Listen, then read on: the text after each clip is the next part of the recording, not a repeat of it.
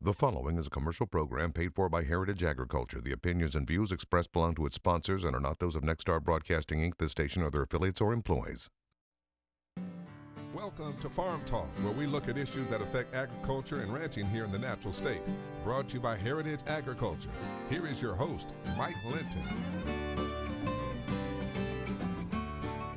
Welcome to Arkansas Farm Talk. I'm your host, Mike Linton. My guest today is Mr. Bob Scott. Bob, welcome to Arkansas Farm Talk. I appreciate being here, Mike. Thanks. You bet. Bob is the Senior Associate Vice President for Agriculture and the Director of the Cooperative Extension Service. Bob, tell us a little bit about yourself, where you're from, your education, and your role at the Extension Service. All right. As you said, I'm the new Director of the Cooperative Extension Service. I started July 1 of this year, right in the middle of all the pandemic and everything, and so it's been an interesting time to take over the Extension Service. But I grew up in Southwest Oklahoma and went to Oklahoma State, where I studied agriculture and kind of got started in ag. I went to Mississippi State for my PhD and ended up getting a job with American Cyanamid a long time ago in the ag chemical industry. And after about 4 or 5 years of doing that, some of the other extension guys that I was covering at the time said, hey, we have a weed science position open, and you ought to consider jumping over to the academic side or to the extension side.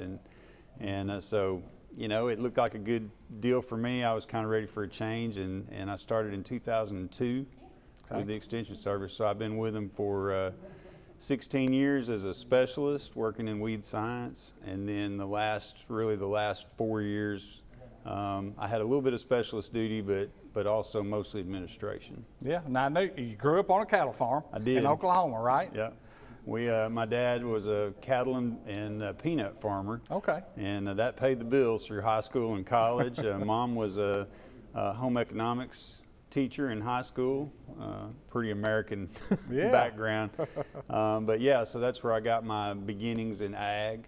For this job now that I'm in, working with the Extension Service, I like to tell people I was in 4-H, back in the day, and we're the 4-H people now. So I just have a long history of being in and around the extension programs and the Extension Service. Yeah, now you've spent quite a bit of time at the Lone Oak office, correct? I was. That's where I spent most of my career. For 16 years, I was a weed scientist. For the last part of that career, I also managed that facility, as you know, and then also our extension facility at Newport that we have. We have 2 extension research and outreach farms. I got you. And they're both located at, one's located at Lone Oak and the other at Newport. I got you. And now you're the head of the Extension Service. That's correct. In the state. The whole thing.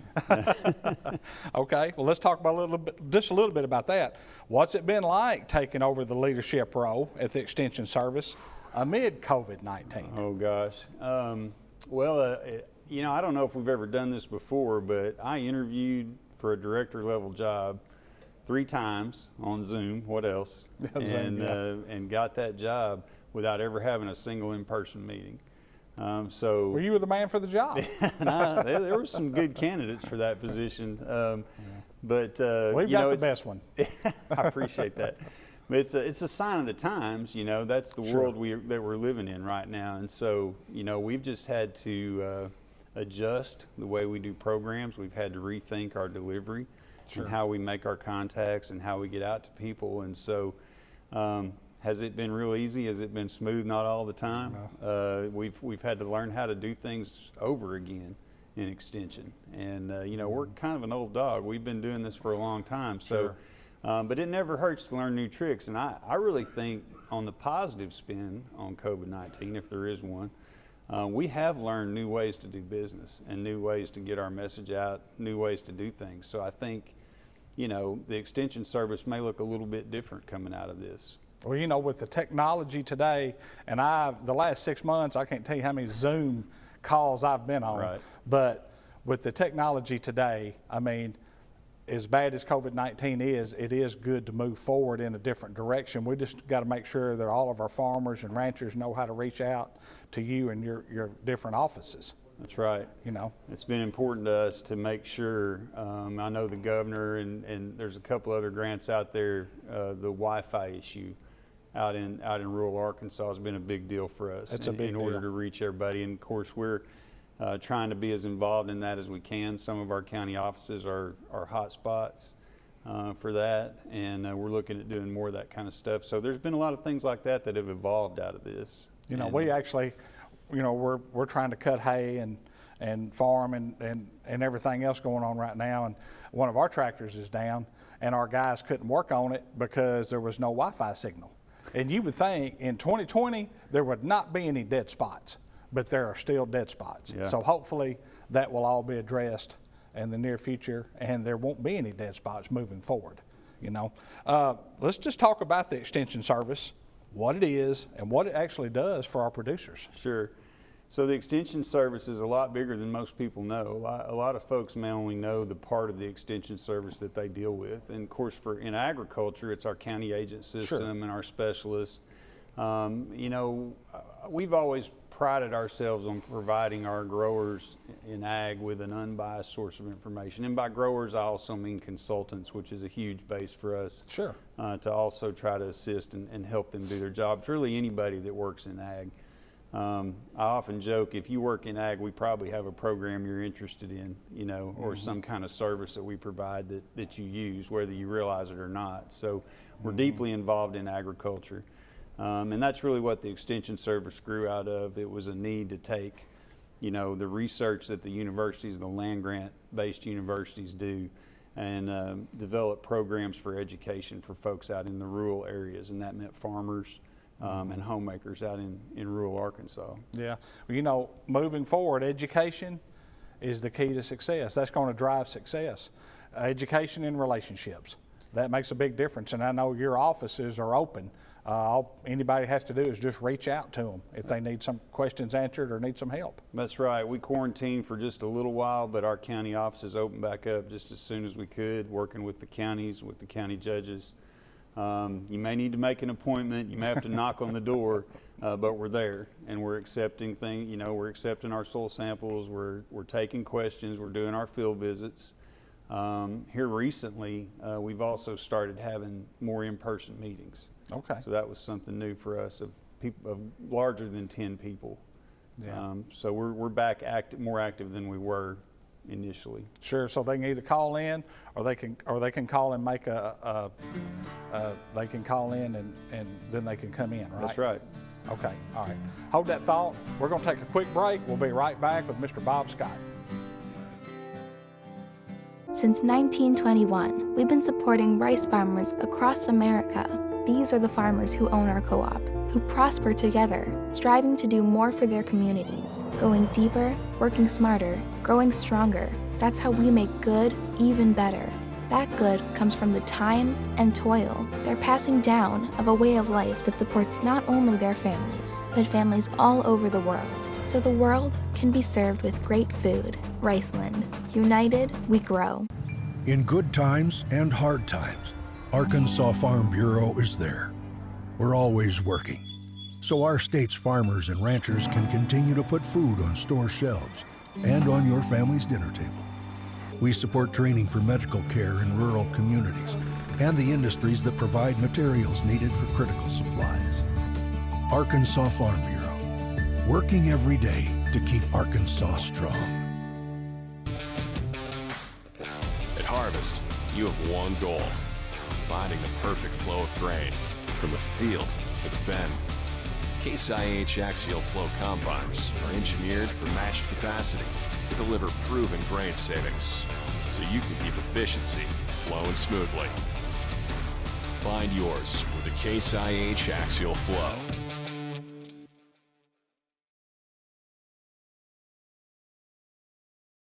Built upon a solid foundation of cast iron and steel, the Kubota L-Series tractor is the #1 selling compact tractor in the U.S. for over 10 years. Powerful Kubota diesel engine, ease of operation, and your choice of a Kubota gear or HST transmission. The durable Kubota L-Series. Talk to your local Kubota dealer today to schedule a demo. Go to KubotaUSA.com for full disclaimer.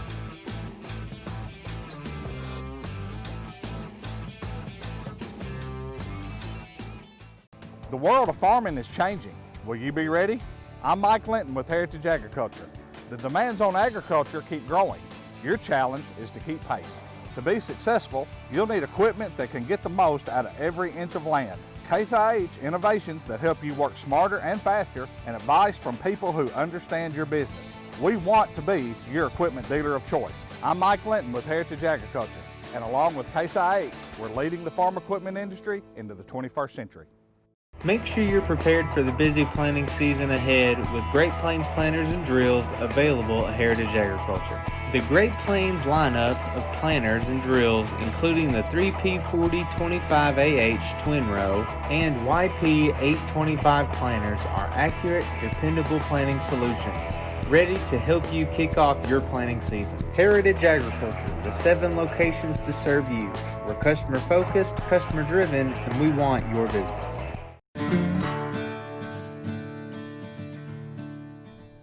Welcome back to Arkansas Farm Talk. I'm with Mr. Bob Scott with the Extension Service. Bob, we've been talking about the Extension Service, the different offices that you've got. It's a huge scope here in the state of Arkansas. I know you've got dozens of different offices, different programs. Let's talk about that in just a minute. Sure. So we still have offices in all 75 counties in Arkansas. 75. 75. We have an office in at least one office in every one of them. And some people might kind of take that for granted here in Arkansas, but that's not the way it is still in every state. And I kind of attribute that to, you know, Arkansas still having its roots in rural life and farming and agriculture. We're still a heavy ag-based, you know, economy here. Yes. We got harvest going on right now, which is really important. But yeah, so we're still in all 75 counties. The other thing is our programs. You know, I came up in the ag side, and so I was very familiar with all things that we do in agriculture, more on the plant side really than the animal. Mm-hmm. But my background, is, as you mentioned, is also in beef production. So I had a little bit of that. But you know, the thing I've learned the most about the Extension Service is the scope of all of our other programs that we have.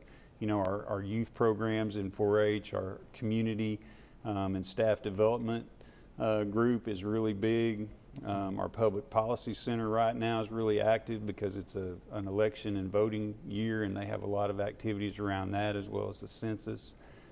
So we just have, you know, a vast array of programs really for everybody. And you know, I already mentioned it once, but the Family Consumer Science, which is our, you know, Extension Homemakers Club, our nutrition and health programs, a lot of those directly impact rural communities, especially where, you know, we have these food deserts and these other challenges associated with that. So we really just have programs that touch the lives of really every Arkansan.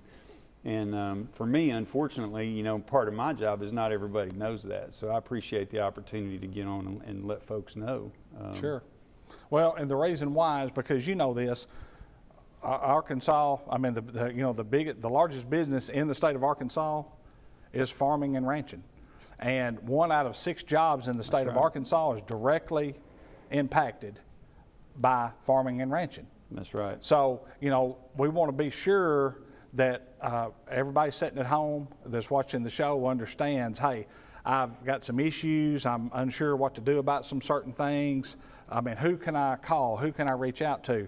They can reach out to the Extension Service, they can make a phone call, or they can set up a visit where they can come in and sit down and talk about different issues they're facing.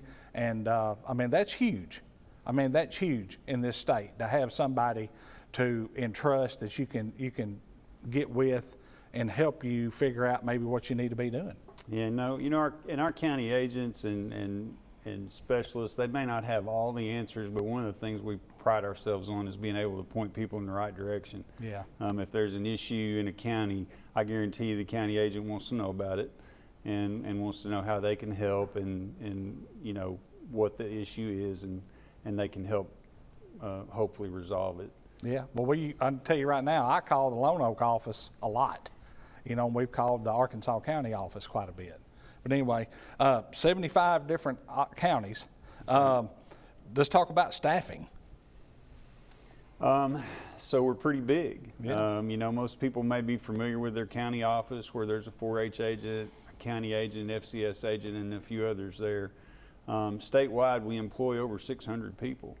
So we're pretty 600. 600. That's wow. Okay. Yeah, I went from having 60 employees under my purview to 600. when We I got 130, took the and new I think job. that's a lot. It's a lot, and you know the challenges there, Yeah. and that is a challenge for us. And you know, we have, I don't know, 10, 15 vacant positions right now around the state, so we're always looking for good people. Yeah, yeah. You touched on it a while ago, the extension service, the involvement with 4-H and the youth programs, because moving forward, especially, that is huge, working with our kids. Tell me about This is that a little big bit. deal for me. I want to see us succeed. It's been especially hard during COVID-19 because Yeah. so many of these programs are hands-on after-school things. Mm-hmm. We had to put those on hold till we better understood how to prevent the spread of COVID-19 and Yes. the things we needed to do. We had to wait on folks to get comfortable doing those things. You know, I'm really proud to say, though, our 4-H'ers are good. I mean, you tell them this is what you have to do to have a meeting, and they just do it. And Well, they love agriculture. They love farming and ranching, and that's what they want to do moving forward. it makes me feel really good to hear them say stuff like that when Yeah. they give their speeches. And I was lucky enough to sit in with 3 of them that were that had qualified for the Governor's Award, which is kind of our highest in-state 4-H honor. Yeah. And just hearing those 3 candidates, very well-spoken young ladies, all 3 of them. And just to hear them give a speech, it kind of made me a little nervous because I've been doing this all my life, and Yeah. they were pretty good, you know. So it's my predecessor, when I took this job, he said one of the things you'll love the most is getting to do the awards and seeing all the stuff that your 4-H'ers do. And for me, it's that, and then not just that, but just seeing the programs we put on in the county. You know, to me, all of that is about building up communities and Sure. and developing, you know, a sense of civic duty in Yeah. these kids, and it's just great to see them when they have it. And since I had it when I was a kid, you know, I like to think it worked out okay. Yeah. So, Yeah. and today we need programs like that, really We do. grounded programs that are grounded in family and life, making the right life choices and Mm-hmm. Sure. activities. And Well, that's it's our been- future. The That's future right. of agriculture is in their hands. So right. we have to do everything possible to educate, to encourage, and to promote agriculture. that's right. And I think you guys do a wonderful job of that with the 4-H and the different programs you offer. Well, I appreciate that, and that's what we want to keep. We want to keep that opinion out there of everybody. We want to keep that, and it's like I said, with COVID-19, we've had to get creative. We've had to do some things online. We've started doing more. Again, I mentioned about a month ago, we started doing more in-person things, and I got a lot of feedback that was really good. We kind of opened up our 4-H center, which we have one of the best 4-H centers of any of the states out there at Ferndale. We were able to open it back up to some controlled group size meetings, some safe ones that we could do safely. And so that's been very rewarding to be able to get back in business on the 4-H side Well, sure. for the kids. Let me ask you this real quick. Okay, what age can the kids get involved in 4-H? Oh gosh. I mean You're young. You're asking the director a really specific 4-H question, but they start pretty young. Yeah, I knew that. They I can knew start that. very young. But that's encouraging. My and- own kids went as early as, I don't know, 1st or 2nd grade. So. Yeah. So, and that's what we want. We want to encourage the kids to do that. That's right. And support them and promote them as much as possible. You know, and that's a great avenue to help do that. Yep. You know, hold that thought. We're going to take a quick break. We'll be right back. On this field, it's baling. But somewhere, there's one mowing. And somewhere, one raking. One loading. Stacking. Lifting. And pulling. Our full lineup of utility tractors is built to get any job done right. The Kubota M-Series.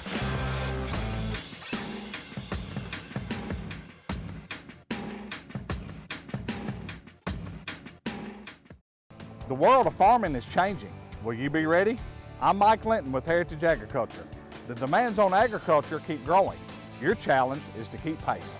To be successful, you'll need equipment that can get the most out of every inch of land. Case IH innovations that help you work smarter and faster, and advice from people who understand your business. We want to be your equipment dealer of choice. I'm Mike Linton with Heritage Agriculture, and along with Case IH, we're leading the farm equipment industry into the 21st century. A lot of land comes with a lot of work. The new Kubota MX Series has a lot to offer, including the versatility to mow, move hay bales, grade roads, and clear brush and snow. An optional spacious cab to keep you comfortable in any conditions. A front-end loader with excellent loader lift capacity, hydrostatic or gear transmission options, and affordably priced. Visit your local Kubota dealer today.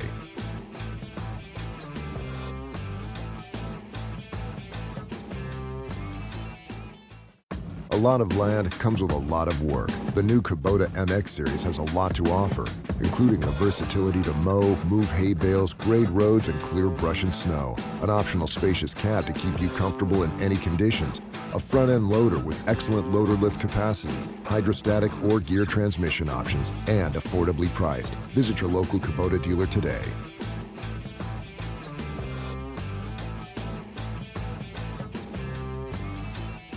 At Case IH, we believe it's our job to provide you with solutions. That's why our Farmall and Maxim tractors, as well as our tools and attachments, are designed with you in mind. From mowing to baling to loading and more, we're here to help turn your to-dos into to-dones. At Case IH, we'll keep your days running smoothly with equipment that's durable, versatile, and highly efficient. No wonder farmers are more loyal to Case IH than any other brand. Visit your local dealer or go to caseih.com/livestock for more. Since 1921, we've been supporting rice farmers across America.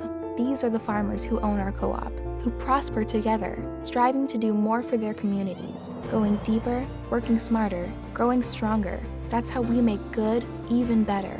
That good comes from the time and toil they're passing down of a way of life that supports not only their families, but families all over the world, so the world can be served with great food. Riceland. United, we grow.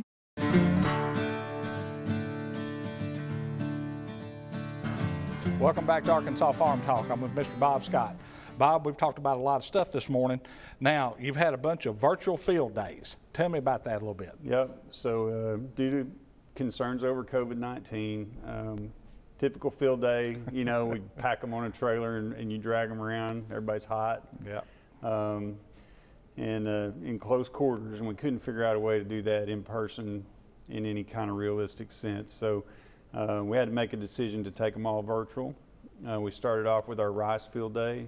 I think we had, I can't remember the exact number, it was well over 300 in attendance online for that, which is a good number for us. We've also had our corn and field day. It went really well. Had over 150 for that, which is pretty good. We got a soybean one coming up in a day or so, and then later on this fall we've got a cotton one. Okay. So we had 4 virtual online field days, and we put these things together. We got the specialists talking about their plots. You know, it's our mission to get this information out there. We had a live online question and answer, which went really well. So we had our specialists sitting around their computers waiting on a question to come in, and we had it all got recorded. It's all online, and I can tell you, based on our experience, we're probably going to offer this in the future. That'd be great. Even when we go back to having them in person. How do people find out about it? You know, yeah. How do they find out about it? How they find out, they can go to our website, www.uaex.edu. Okay. And there's probably a thing right there. They can follow us on Twitter. They can follow me on Twitter. Yeah. Whatever. But usually it's not hard to find those dates. Okay. County production meetings. It's a different deal this year. Tell me about that real quick. So we're basing our decision right now on how things are right now. And given the way they are, we've asked our county agents to request presentations from our specialists that are specific for the county if that's what they want. Or they can get a general presentation like an update on weed control or an update on varieties for a given commodity or whatever. And then the agent can tailor the talks together and do a virtual online county meeting this year. Okay. So that's the direction we're going. And again, we're still doing in-person one-on-one and small group meetings, but for the larger meetings, we're going to host those online as well. Sure. And we think we can do this and even tailor it a little more for the counties based on our virtual field day experience that we've gotten already. Okay, great. We got to talk about harvest. We're right in the middle of it. Corn harvest is full bore. We got rice harvest going on. Let's talk about harvest just a minute. Well, I tell you what, I feel for guys this year. 2020 has just been, tough. It's been a rough year for growers. Floods early, couldn't get a crop in. Now they're struggling in many ways to get it out. Thankfully, I know some people were affected by Laura, and I don't want to downplay that at all, but it could have been a lot worse. I've seen worse. We've all seen worse rains and things. So we somewhat dodged a bullet with Laura, and I've been really thankful for these dry, hot days we've had. And Twitter and Facebook are full of pictures of combines running. They're running, boy, let me tell you. Our shops are running. I can tell you that. And that's what we need to be doing this time of year. Right. So I'm fine. I hope that it just continues like this, and we could just stay dry for a while now in the fall, and I think everybody would be pretty happy at this point. Let us get this crop out. Yes, sir. Let's get this crop out. Okay, if producers have questions or need advice, they can reach out to the local offices, correct? That's correct. Just call your county office, let them know who you need to talk to, what you need to talk about, and they'll either get with you right away on the phone, or you can make an appointment to come by. You know, to be honest, many of our producers and consultants, they've got the phone numbers in their phone, so just call them up. And like I said, we're still doing field visits. We're still doing on-site You're here field to serve. evaluations. We're here to serve, and we're doing our best. We're doing our best to earn our keep. Yeah. You know. There's a lot of major issues going on right now. I mean, anything specific stick out to you? Well, we've talked about a lot of them today. I'd like to get through harvest this year, but you know, our growers continue to face challenges. Input costs, commodity prices that haven't gone up in association with those input costs. They're trying to ease up a little bit. They're trying, and that's kind of what we need. To me, that right there is farming is a business. It is a business. A lot of people lose track of that sometimes. It's a lifestyle.